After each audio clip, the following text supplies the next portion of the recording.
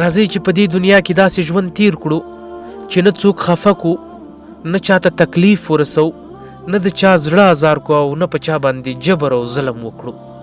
ځکه چې دا دنیا فانی ده.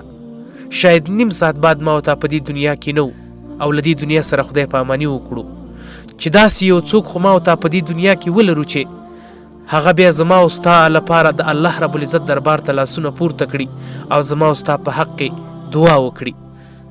خو که ما او تا په دې دنیا کې ظلم وکړو، جبر وکړو، د خلکو زړونه خفه کو او خلک له ځانه بیزاره کو، نو دا په یاد ولره چې ما او تا په دې دنیا کې د ځان دپاره هیڅ تحفه نه ده پرېښې.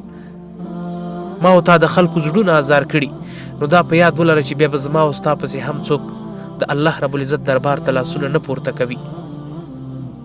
زما او ستا نه به بیا خلک نفرت کوي.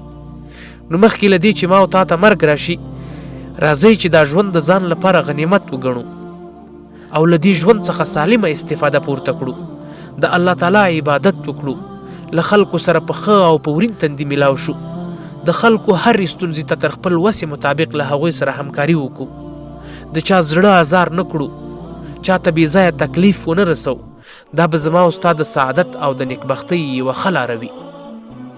که ما او تا چاته تکلیف رسو، مخکې له دې چې یو چاته تکلیف ورسو، راځئ لږ په دې ګریوان کې سوچ وکړو او دې خپلې سینې ته وګورو چې ما او تا هم په دې سینه کې زړه لرو او دا زړه له غوښې جوړ دی. داسې یو څوک به بیا پیدا شي چې په ما او تا باندې به ظلم وکړي، په ما او تا باندې به جبر وکړي او زما او ستا دا زړه به هم ازار کړي، ما او تا ته به هم خلک تکلیف ورسوي. نو راځئ په دې دنیا کې له خلکو سره خندا وکړو، له خلکو سره په ښه او په ورین تندي میلاو شو. دا به زما او ستا لپاره تر ټولو لوی سعادت وي.